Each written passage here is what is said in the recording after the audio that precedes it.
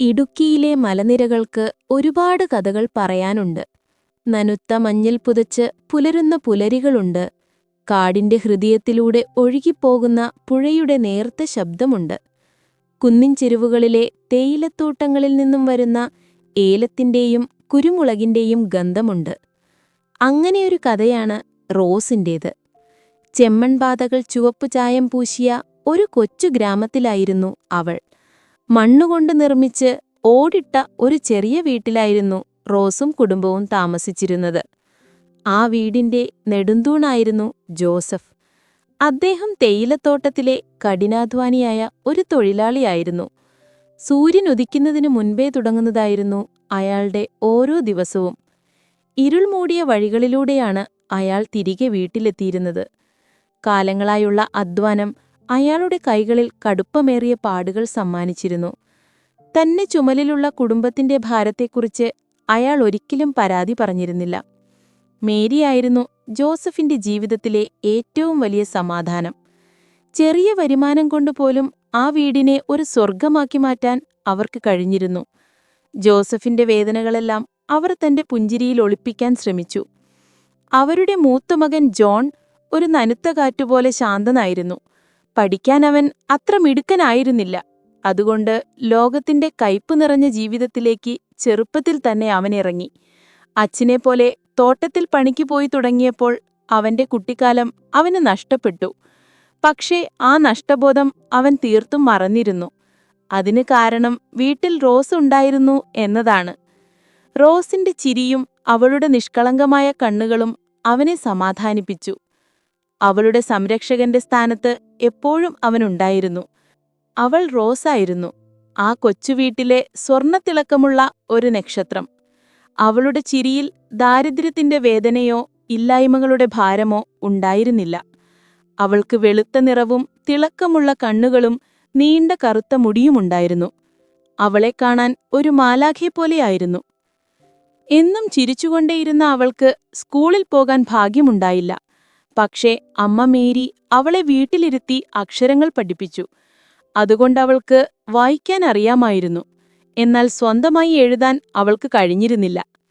വീട്ടിലെ ചെറിയ ജോലികൾ ചെയ്യുക, അല്ലെങ്കിൽ കൂട്ടുകാരുമായി അടുത്തുള്ള പുഴയുടെ തീരത്ത് കളിക്കാൻ പോവുക, ഇതൊക്കെയായിരുന്നു അവളുടെ പ്രധാന വിനോദങ്ങൾ.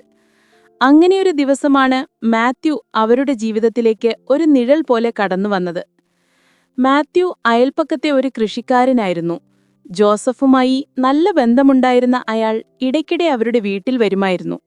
വരുന്ന വഴികളിൽ അയാൾ റോസിന് ചെറിയ സമ്മാനങ്ങൾ കൊണ്ടുവരുമായിരുന്നു. ചിലപ്പോൾ മിഠായികൾ, അല്ലെങ്കിൽ ചെറിയ കളിപ്പാട്ടങ്ങൾ, കളർ പെൻസിലുകളൊക്കെ. റോസ് അയാളെ ഒരുപാട് സ്നേഹത്തോടെയാണ് കണ്ടിരുന്നത്. കാരണം അവരുടെ കൊച്ചു ജീവിതത്തിൽ അയാൾ കൊണ്ടുവന്ന സമ്മാനങ്ങൾ വലിയ അത്ഭുതങ്ങളായിരുന്നു. മാത്യുവിന്റെ സ്നേഹവും പെരുമാറ്റവും കണ്ട് കുടുംബത്തിലെ ആർക്കും ഒരു സംശയവും തോന്നിയില്ല. എല്ലാവർക്കും അയാൾ സ്വന്തം കുടുംബത്തിലെ ഒരു അംഗത്തെ പോലെയായിരുന്നു. എന്നാൽ അയാൾ റോസിനെ നോക്കിയത് ആ കണ്ണുകളോടെ ആയിരുന്നില്ല. അവളുടെ ചിരിയിലുള്ള നിഷ്കളങ്കതയായിരുന്നില്ല മാത്യുവിന്റെ കണ്ണുകളിലുണ്ടായിരുന്നത്. അയാൾ ഒരു നിഴൽ പോലെ അവരെ പിന്തുടർന്നു. ആരും അറിയാതെ ആ കൊച്ചു സ്വപ്നങ്ങളെ മോഷ്ടിക്കാൻ അയാൾ കാത്തിരുന്നു. സന്ധ്യ മയങ്ങാൻ തുടങ്ങിയിരുന്നു. റോസും കൂട്ടുകാരായ ചിന്നുമോളും കുഞ്ഞുമോനും വീടിനു മുന്നിലെ ചെമ്മൺ പാതയിൽ കളിക്കുകയായിരുന്നു. അവർ ഊഞ്ഞാലാടിയും കിളികളുടെ ശബ്ദം അനുകരിച്ചും സമയം മറന്നു കളിച്ചു. പെട്ടെന്നാണ് റോസ് ഉച്ചത്തിൽ നിലവിളിച്ചത്. അവളുടെ മുഖം വേദന കൊണ്ട് ചുളിഞ്ഞു. നെറ്റിയിൽ വീർപ്പുതുള്ളികൾ പൊടിഞ്ഞു. അവൾ വയർ പൊത്തിപ്പിടിച്ച് നിലത്തേക്ക് വീണു. അവളുടെ കൂട്ടുകാർ ഭയന്നുപോയി. അവർ വേഗം വീട്ടിലേക്ക് ഓടിച്ചെന്നു. "എന്റെ കുഞ്ഞേ റോസേ, എന്തുപറ്റി? എവിടെയാണ് വേദനിക്കുന്നത്?" നിലവിളി കേട്ട് ഓടിവന്ന മേരി അവളെ താങ്ങിപ്പിടിച്ച് നെഞ്ചോട് ചേർത്തുകൊണ്ട് ചോദിച്ചു. "അമ്മ, വയറ്റിൽ വല്ലാത്ത വേദന." വേദന കൊണ്ട് റോസ് അവശയായി പറഞ്ഞു. മേരിയുടെ കൈകൾ വിറച്ചു. ജോസഫ് തോട്ടത്തിൽ നിന്ന് തിരികെ വന്നിട്ടേ ഉണ്ടായിരുന്നുള്ളൂ.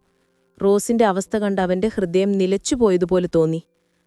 "നമുക്കുടൻ ആശുപത്രിയിൽ പോകണം," ജോസഫ് പറഞ്ഞു. "നമ്മുടെ കയ്യിൽ കാശില്ലല്ലോ ജോസഫേ." മേരിയുടെ കണ്ണുകൾ നിറഞ്ഞൊഴുകി. "കയ്യിൽ പണമുണ്ടോ ഇല്ലയോ എന്നതല്ല ഇപ്പോൾ പ്രധാനം. എന്റെ കുഞ്ഞിനെ എങ്ങനെയെങ്കിലും രക്ഷിക്കണം," ജോസഫ് വിറച്ച ശബ്ദത്തിൽ പറഞ്ഞു. അയൽക്കാരനായ മത്തായിച്ചന്റെ ബൈക്കിലായിരുന്നു യാത്ര. ജോസഫ് റോസുമായി അടുത്തുള്ള പ്രാഥമിക ആരോഗ്യ കേന്ദ്രത്തിലേക്ക് പാഞ്ഞു. മഴ ചാറിത്തുടങ്ങിയിരുന്നു. റോസിനെ നെഞ്ചോട് ചേർത്ത് പിടിച്ച് മഴയും നനഞ്ഞാണ് ജോസഫ് ബൈക്കിന്റെ പിന്നിലിരുന്നത്. റോസിന്റെ ശരീരം തണുത്തു വിറയ്ക്കുന്നുണ്ടായിരുന്നു. അവളുടെ കുഞ്ഞു കൈകൾ ജോസഫിന്റെ കൈകളിൽ മുറുകെ പിടിച്ചിരുന്നു. ആ യാത്രയിൽ ജോസഫിന്റെ മനസ്സ് നിറയെ മകളുടെ ഓർമ്മകളായിരുന്നു. അവളുടെ ചിരി, കളികൾ, അവളുടെ നിഷ്കളങ്കമായ കണ്ണുകൾ എല്ലാം അവൻ ഓർത്തു. പ്രാഥമിക ആരോഗ്യ കേന്ദ്രത്തിലെ ഡോക്ടർക്ക് സ്ഥിതി ഗുരുതരമാണെന്ന് മനസ്സിലായി. അവർ റോസിനെ വിശദമായി പരിശോധിച്ചു. ഇവളെ എത്രയും പെട്ടെന്ന് ഇടുക്കിയിലെ ജില്ലാ ആശുപത്രിയിലേക്ക് മാറ്റണം.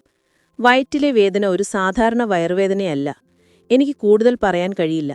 നിങ്ങൾ വേഗം വണ്ടി വിളിച്ചു പോകാൻ നോക്ക്, ഡോക്ടർ പറഞ്ഞു. ഡോക്ടർ, എന്റെ കുഞ്ഞിന് വയറുവേദനയാണ്.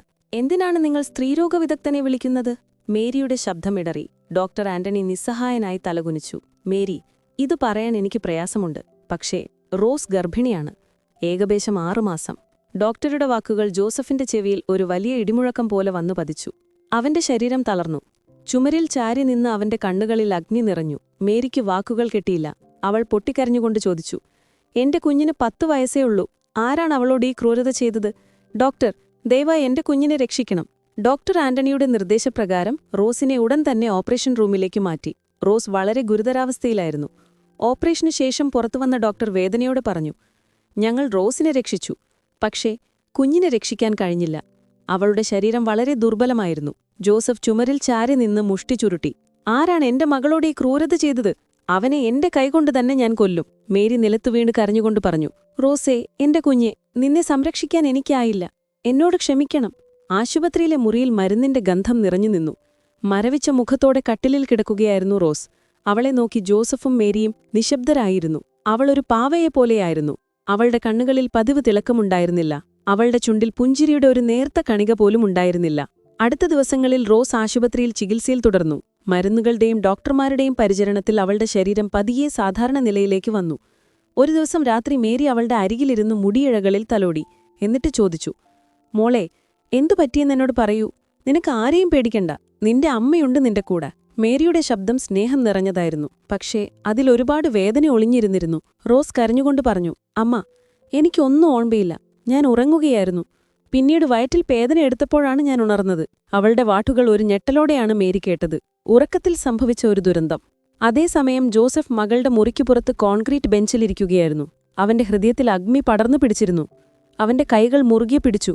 അവനൊരു കൊലയാളിക്കു വേണ്ടി കാത്തിരിക്കുകയായിരുന്നു. അപ്പോഴാണ് പോലീസ് സബ് ഇൻസ്പെക്ടർ മാത്യു ജോസഫിനെ കാണാൻ വരുന്നത്.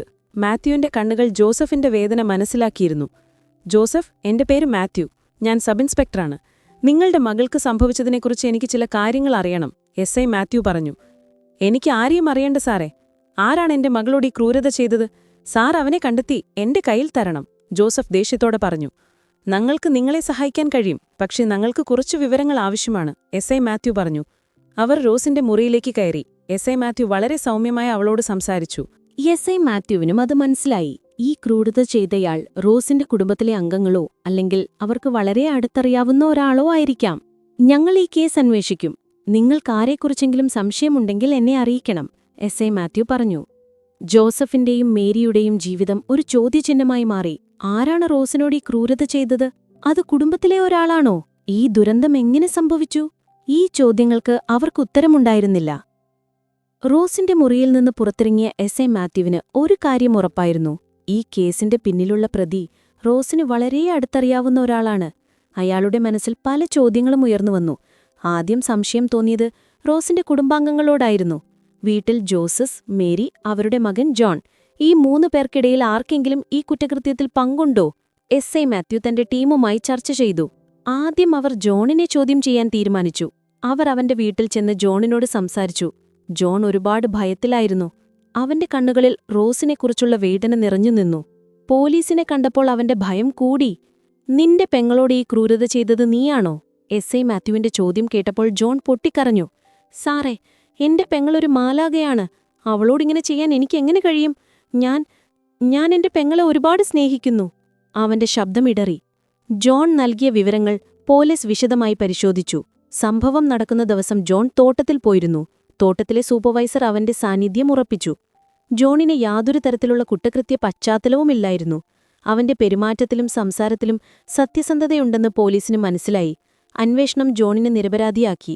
പക്ഷേ പോലീസിന്റെ സംശയം കുടുംബാംഗങ്ങളിൽ നിന്ന് മാറിയിരുന്നില്ല. ജോസഫിന്റെയും മേരിയുടെയും ജീവിതം ഭാരത്തിലായിരുന്നു. സ്വന്തം മകനെ പോലീസ് ചോദ്യം ചെയ്യുന്നത് അവർക്ക് താങ്ങാനാവുന്നതിലും അപ്പുറമായിരുന്നു. ജോൺ ഇതിനുശേഷം കൂടുതൽ ഉൾവലിഞ്ഞു. ആരോടും സംസാരിക്കാതെ അവന്റെ മുറിയിൽ ഒതുങ്ങിക്കൂടി. അവന്റെ മനസ്സിൽ റോസിനെ സംരക്ഷിക്കാൻ കഴിയാതെ പോയതിലുള്ള കുറ്റബോധം ഒരു കനൽ പോലെ എരിഞ്ഞു.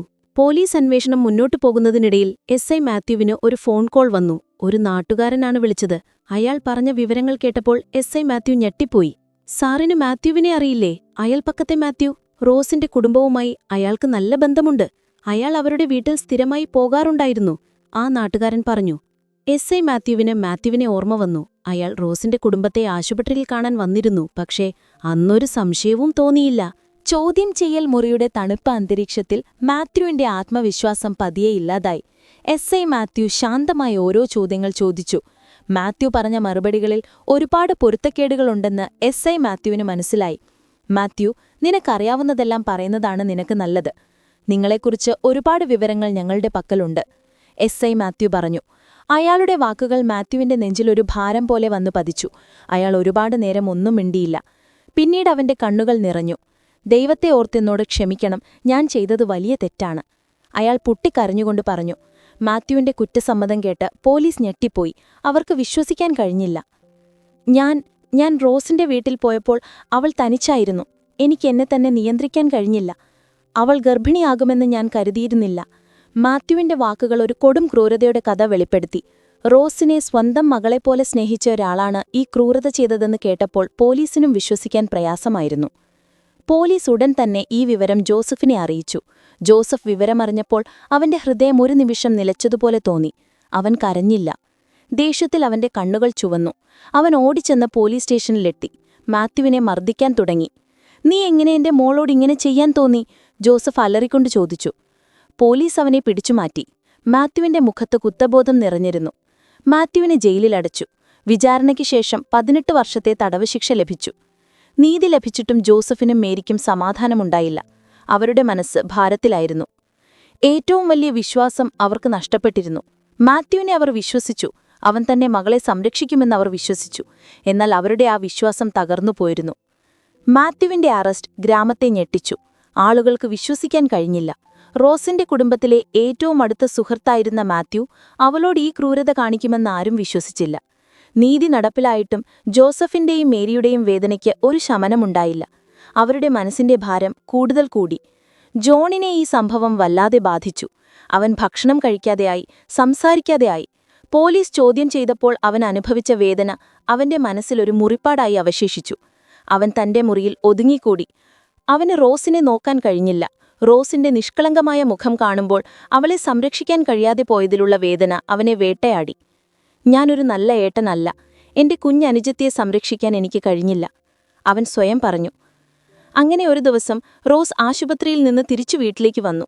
പക്ഷേ അവൾക്ക് അവളുടെ പഴയ വീട്ടിൽ ഒരുപാട് മാറ്റങ്ങൾ തോന്നി. ചിരിയും കളികളും നിറഞ്ഞ വീട് ഒരു ശമശാനം പോലെയായിരുന്നു.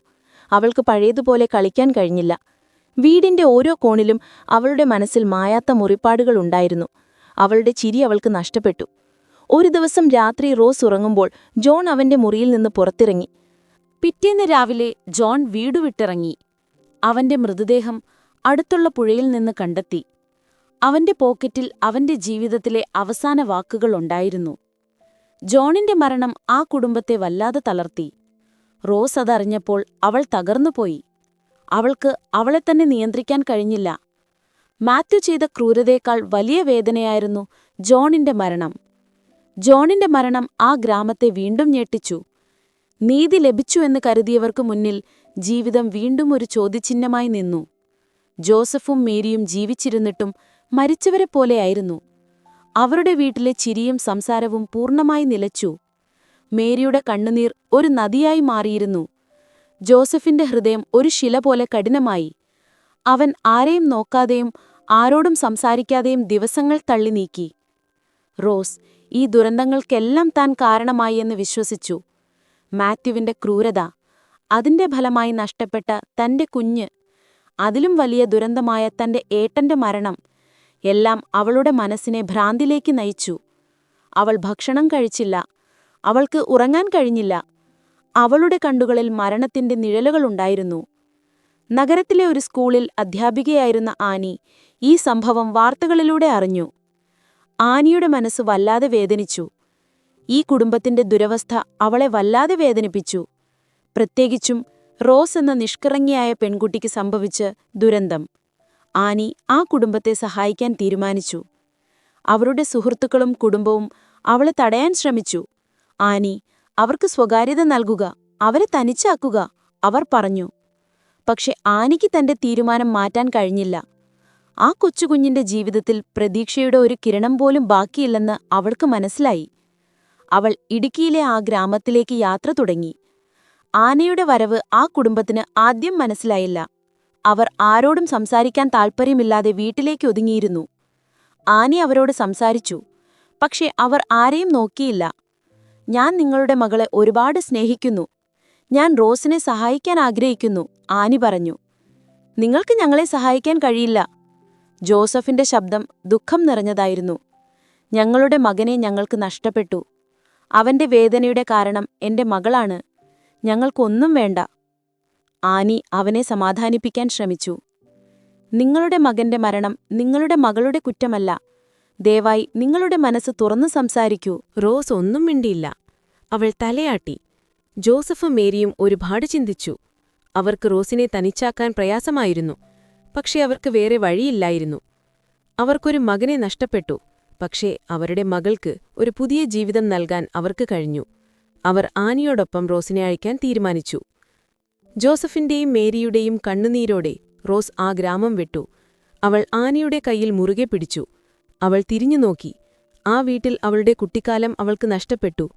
ഒരുപാട് വേദനകൾ അവൾക്ക് ലഭിച്ചു. പക്ഷേ അവൾക്കൊരു പുതിയ ജീവിതം തുടങ്ങാൻ കഴിയും. അവളുടെ ഹൃദയത്തിൽ ഒരു പുതിയ പ്രതീക്ഷയുണ്ടായിരുന്നു. റോസ് ആനിയുടെ കൈയിൽ മുറുകെ പിടിച്ച് നഗരത്തിലേക്ക് യാത്ര തുടങ്ങി. ഇടുക്കിയിലെ പച്ചപ്പും തണുപ്പും നിറഞ്ഞ മലനിരകളിൽ നിന്ന് വാഹനങ്ങളുടെ ഇരമ്പലം തിരക്കേറിയ വഴികളും നിറഞ്ഞ ഒരു പുതിയ ലോകത്തേക്കായിരുന്നു ആ യാത്ര. ബസ്സിലിരിക്കുമ്പോൾ റോസ് പുറത്തേക്ക് നോക്കി. അവൾക്ക് പരിചിതമല്ലാത്ത കാഴ്ചകൾ, വലിയ കെട്ടിടങ്ങൾ, നിറയെ ആളുകൾ, പുതിയ വസ്ത്രങ്ങൾ, എല്ലാം അവൾക്ക് ഒരു സ്വപ്നം പോലെ തോന്നി. അവളുടെ പഴയ ജീവിതത്തിൽ നിന്ന് എത്രയോ അകലെയായിരുന്നു ഈ പുതിയ ലോകം. ആനിയുടെ വീട് ഒരു തണൽ മരം പോലെയായിരുന്നു. ചെറിയൊരു വീടായിരുന്നെങ്കിലും അതിൽ നിറയെ പുസ്തകങ്ങളും ചെടികളും ഉണ്ടായിരുന്നു. വീട്ടിൽ നിറഞ്ഞു നിന്ന സ്നേഹം റോസിന്റെ ഹൃദയത്തിന് ഒരാശ്വാസമായി. പക്ഷേ ആദ്യ ദിവസങ്ങളിൽ റോസ് ഒരുപാട് ഉൾവനിഞ്ഞിരുന്നു. അവൾ ആരോടും സംസാരിച്ചില്ല. ഭക്ഷണം കഴിക്കാൻ പോലും അവൾ മടിച്ചു. രാത്രികാലങ്ങളിൽ ഭയപ്പെടുത്തുന്ന സ്വപ്നങ്ങൾ അവളെ വേട്ടയാടി. അവളുടെ കണ്ണുകൾ ഇരുണ്ടതും മുഖം വിളറിയതുമായിരുന്നു. ആനി റോസിന്റെ അവസ്ഥ മനസ്സിലാക്കി. അവൾ റോസിനെ ഒരു മകളെപ്പോലെ സ്നേഹിച്ചു. അവൾ റോസിനെ നിർബന്ധിച്ചു ഒന്നും ചെയ്യിച്ചില്ല. അവൾക്ക് സ്നേഹം കൊടുത്തു, ശ്രദ്ധ കൊടുത്തു. റോസിന്റെ പഴയ വേദനകൾ മായാൻ സമയമെടുക്കുമെന്ന് ആനിക്ക് അറിയാമായിരുന്നു. അവളെ പഴയ അവസ്ഥയിലേക്ക് തിരികെ കൊണ്ടുവരാൻ ആനി റോസിനെ വീടിന് പുറത്തേക്ക് കൊണ്ടുപോയി. പാർക്കിൽ കൊണ്ടുപോയി. അവിടെ മറ്റു കുട്ടികൾ കളിക്കുന്നത് കാണിച്ചു. അവൾ റോസിന് പുസ്തകങ്ങൾ വാങ്ങിക്കൊടുത്തു. പക്ഷേ റോസ് ഒന്നും മിണ്ടിയില്ല. അവൾ ഒരു കൊച്ചുകുട്ടിയെപ്പോലെ ആനിയുടെ പിന്നിലൊതുങ്ങിക്കൂടി. ഒരാഴ്ച കഴിഞ്ഞപ്പോൾ ആനി റോസിനെ അടുത്തുള്ള സ്കൂളിൽ ചേർക്കാൻ തീരുമാനിച്ചു. റോസ് ഭയപ്പെട്ടു. പുതിയ ആളുകൾ, പുതിയ സ്ഥലം. അവൾക്ക് പേടിയുണ്ടായിരുന്നു. പേടിക്കേണ്ട റോസേ, ഞാൻ നിന്റെ കൂടെയുണ്ട് എന്ന് ആനി പറഞ്ഞു. സ്കൂളിലെ ആദ്യ ദിവസം റോസിന് ഒരുപാട് ഭയം തോന്നി. പക്ഷേ ആനിയുടെ കൈയിൽ മുറുകെ പിടിച്ച് അവൾ ക്ലാസ് മുറിയിലേക്ക് നടന്നു. ക്ലാസ്സിലെ കുട്ടികൾ അവളെ ശ്രദ്ധിച്ചു. ചിലർ ചിരിച്ചു, മറ്റു ചിലർ അടക്കം പറഞ്ഞു. റോസ് ഭയന്ന് തല കുനിച്ചു. ടീച്ചർ അവളെ ക്ലാസ്സിലേക്ക് സ്വാഗതം ചെയ്തു. ആനിയുടെ വാക്കുകൾ അവൾക്ക് ധൈര്യം നൽകി. ആനി അവളെ സമാധാനിപ്പിച്ചു. അവന്റെ മരണം നിന്റെ കുറ്റമല്ല. നിന്റെ ഏട്ടൻ നിന്നെ സ്നേഹിക്കുന്നു. നിന്റെ നല്ലൊരു ഭാവിയാണ് അവൻ ആഗ്രഹിച്ചത്. അവന്റെ സ്വപ്നം നീ നിറവേറ്റണം. ആനിയുടെ വാക്കുകൾ റോസിന്റെ ഹൃദയത്തിൽ പതിഞ്ഞു. അവൾക്ക് ഒരു പുതിയ ലക്ഷ്യമുണ്ടായിരുന്നു. തന്റെ ഏട്ടനുവേണ്ടി ജീവിക്കണം. അവന്റെ സ്വപ്നങ്ങൾ സാക്ഷാത്കരിക്കണം. റോസ് പഠിച്ചു. അവൾ വളർന്നു. അവൾക്ക് ഒരുപാട് സുഹൃത്തുക്കളുണ്ടായി. അവൾ കളിക്കാൻ തുടങ്ങി. അവളുടെ ചിരി തിരികെ വന്നു.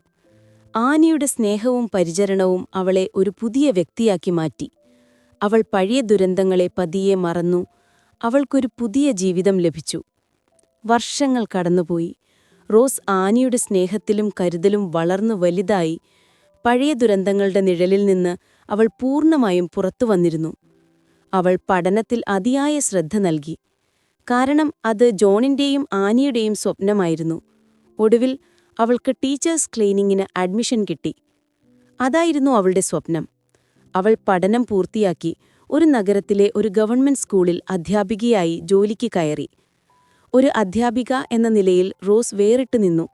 അവളുടെ ക്ലാസ്സിലെ കുട്ടികൾക്ക് അവൾ ഒരു വെറും അധ്യാപികയായിരുന്നില്ല, മറിച്ച് ഒരു സുഹൃത്തും വഴികാട്ടിയുമായിരുന്നു. അവൾ കുട്ടികളെ അവരുടെ കഴിവുകൾ മനസ്സിലാക്കാൻ സഹായിച്ചു. ഭയത്തോടെ ക്ലാസ്സിൽ ഒതുങ്ങിക്കൂടിയിരുന്ന കുട്ടികൾക്ക് അവൾ ധൈര്യം നൽകി. അവളുടെ ക്ലാസ്സിലെ കുട്ടികൾ എന്നും സന്തോഷത്തോടെയാണ് വീട്ടിലേക്ക് മടങ്ങിയിരുന്നത്. അവളുടെ സ്വന്തം ജീവിതത്തിലെ ഇരുണ്ട അധ്യായങ്ങൾ മറ്റുള്ളവരുടെ ജീവിതത്തിൽ പ്രകാശം നിറയ്ക്കാൻ അവൾക്ക് പ്രചോദനമായി.